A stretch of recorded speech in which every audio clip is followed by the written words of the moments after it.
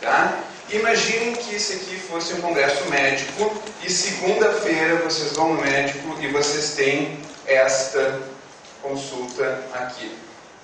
Então, você na sala do médico, senta, o médico está escrevendo no papel e entrega. Toma, aqui está a receita do remédio que você deve tomar. Aí vocês respondem, mas doutor, eu nem falei qual é o meu problema, como é que o senhor já vai me dando a prescrição? Aí ele disse assim, que eu recém vim para um evento científico importante e disseram que esse remédio é muito bom. Além disso, pode ficar tranquilo, aquele outro paciente que tomou esse mesmo remédio ficou ótimo. Tá? Então, o que eu quero dizer com isso é, a gente vai discutir coisas práticas, mas elas têm que estar dentro de um entendimento. Tá? Por favor, não coloque em prática nenhuma técnica se não houver um motivo, uma conceitualização do porquê fazê-lo. Bom, então eu vou falar aqui, embora essa não seja a mesa de ACP, de abordagem, aceitação e compromisso, a respeito do entendimento de como que se dá o transtorno mental, psicopatologia, desse ponto de vista, para a gente entrar nas técnicas a esse respeito. Então, um primeiro ponto é que a patologia, entre aspas, é decorrente de uma inflexibilidade psicológica. Então, falta a gente ter flexibilidade para reagir diante das situações. E um ponto central que vai permear todas as técnicas, que eu quero deixar bem claro aqui, é a importância do papel da linguagem. Tá? Então, a gente vai estar partindo do pressuposto que é o seguinte, o ser humano é o único que estabelece relações com a linguagem em que ele reage a partir da linguagem como se o evento em si tivesse acontecido. Então, basta a linguagem para que as reações que a gente tenha sejam exatamente as mesmas do que a gente teria se o evento tivesse acontecido. Vamos ver um exemplo bem prático que vocês podem até usar com seus pacientes. Pensem como é que vocês estão se sentindo agora e esperem tranquilos. Tá? Agora imagine o seguinte, nesse exato momento entrou uma mensagem no celular de vocês dizendo: o teu filho sofreu um acidente e morreu. Ai, Giovanni, não quero nem pensar nisso. Não é a reação inicial? Não quero nem pensar nisso. Por quê? Porque a reação, a linguagem foi só uma palavra que eu falei, mas a reação já teve uma intensidade parecida com que o evento tivesse ocorrido. E isso é a causa do sofrimento. Nós termos uma reação a algo da linguagem tal qual ocorre com o evento em si. Por que isso acontece? Vou contar uma história para vocês. Domingo passado, minha esposa perguntou assim para mim: amor, tá a fim de andar de bicicleta hoje? Aí eu falei: não. Ela respondeu: mas por quê? É porque quando tu falou isso, ativou na minha lembrança uma série de associações, né, depois de uma processão no meu córtex auditivo, que por sua vez mandou essa informação para os meus gânglios da base, e a descarga dopaminérgica no ducto accumbens não atingiu o limiar necessário para que o meu estriado fosse então ter a reação comportamental. Vocês acham que ela gostou da resposta? Ai, muito idiota. Eu falei: amor, eu disse que eu nunca ia mentir para ti. E essa é a verdade. Né? Vamos voltar no tempo. Tá? 30 anos atrás, eu tinha uma irmã, aí eu bati nela.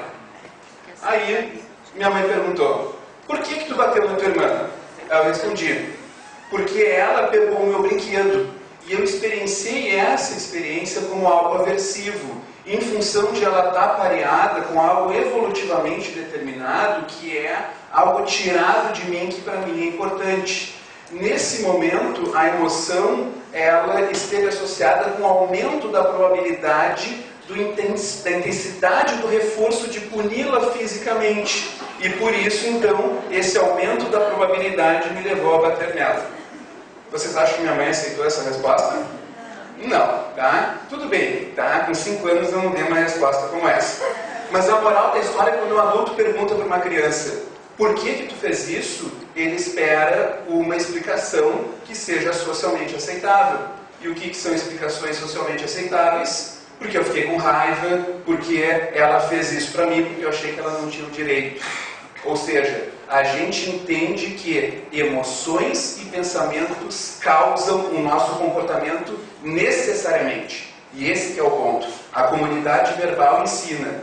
Aquilo que tu faz é uma consequência inevitável do que tu pensa. E aí começa o problema da inflexibilidade. Ou seja, o meu comportamento está vinculado ao que eu sinto e ao que eu penso, e eu não posso fazer nada em relação a isso. E aí que a ACT vai entrar. Então existem 6 processos, tá, que eu não vou entrar em detalhes aqui, que envolvem maneiras através das quais a gente torna a realidade mais inflexível. Eu vou colocar aqui só a título de conhecimento, para cá que eu tenho que apontar, quais são esses 6 processos, e eu vou aprofundar em 3 deles. Tá? Esses que estão em amarelo são os que eu não vou apontar por questões de tempo, então eu vou só falar rapidamente aqui no início e os outros eu vou aprofundar com as técnicas. Então, domínio do passado conceitualizado e futuro temido. Então, aí há uma grande tendência nossa a não viver no presente.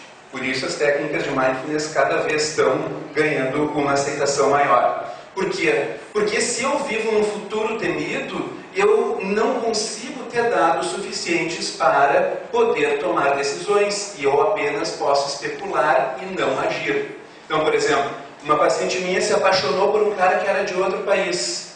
E daí ela não sabia se ia morar com o cara ou não. Mas é óbvio que não sabe, né? Tu não tem dados ainda, tu não vai tomar essa decisão hoje, tu vai tomar essa decisão depois. Então a gente querer tomar decisões hoje sem base é viver num futuro temido que pode ser completamente diferente. Então não viver no presente é um problema por quê? Porque a gente deixa de enfrentar os problemas de verdade. O que eu não vou falar também aqui é o apego ao self como conteúdo, que é a ideia que a minha história de vida me moldou assim, então já era, não tem o que eu possa fazer. Isso é quem eu sou. E se perde a ideia então de que eu sou um self contextual, que aquilo que eu sou não depende daquilo que eu entendi de mim no passado, depende de como que eu me relaciono hoje com o mundo. E, por fim, que eu não vou entrar em técnicas, tem a ver com os valores. Que é a questão de que o meu sofrimento ocorre quando? Quando eu ajo em desacordo com os valores, com aquilo que eu julgo importante. Então, vamos falar sobre técnicas para abordar o problema da tentativa de controle e evitação, que é um grande problema que envolve a ideia de que, para eu ficar bem psicologicamente, eu não posso ter emoções desagradáveis e, portanto, eu tenho que controlar. Basicamente, basta uma conversa com um amigo para que ele diga algo assim, mas não te sente assim, tu não precisa te sentir assim. Ou seja, emoções negativas são prejudiciais, tenho que controlar. Técnicas, então, para abordar isso. Uma delas é o polígrafo no tanque de tubarões. Então, eu digo para o paciente assim, imagina que tu está suspenso num tanque de tubarões famintos e tu tem associado um polígrafo, tipo máquina de mentira, que detecta estado de ansiedade. Aí eu digo assim, em cima desse tanque, a única maneira que tu tem de não cair é não ficar ansioso. Se tu não ficar ansioso, não vai abrir a catapulta e tu não vai cair no tanque de tubarões. Aí, o que será que vai acontecer com a pessoa? Invariavelmente ela vai cair. Então essa é uma analogia que mostra que eu tentar controlar, não ficar ansioso, vai provocar aquilo que eu temo. Portanto, a emoção não é o problema é tentar controlar a emoção. Esse é um ponto. Um outro ponto que eu gosto de usar, né, quem via Chaves era o Jaiminho. Tá? Quem via o Jaiminho conhecia uma frase típica dele aqui, eu quero evitar a fadiga. Né? E o detalhe é que ele tinha uma bicicleta, só que ele carregava a bicicleta ao invés de pedalar ela. Eu perguntava, por que faz isso? Porque eu quero evitar a fadiga. Então, a gente pergunta, parecia uma boa estratégia isso? Não, porque, mas pedalar dá fadiga. Da mesma forma que dá fadiga ficar gritando com uma criança para ela tomar banho, ao invés de parar a novela um minuto e levar ela até o banho. Ela quer evitar a fadiga de perder a novela, mas não se dá conta que perde muito mais novela gritando com o filho para ele tomar banho. Então, existem situações em que a gente quer evitar uma experiência e acaba intensificando ela. Uma outra que é a armadilha de dedos chinesa, tá? Que é uma técnica muito divertida que... Opa, Passei sem querer aqui, vou ter que deixar. Que, na verdade, eu conheci essa técnica quando veio o Friedberg em 2009 para cá, que ele falou que era para crianças, mas com adultos funciona muito bem. Isso é uma armadilha de dedos chineses. A gente pede para o paciente colocar os dois indicadores aqui dentro, e daí a gente pede, tenta soltar. E daí quando tu puxa, quanto mais tu puxa, mais apertado fica. E daí a gente pergunta, ué, mas é para te soltar? Para te soltar tu tem que puxar nessa direção.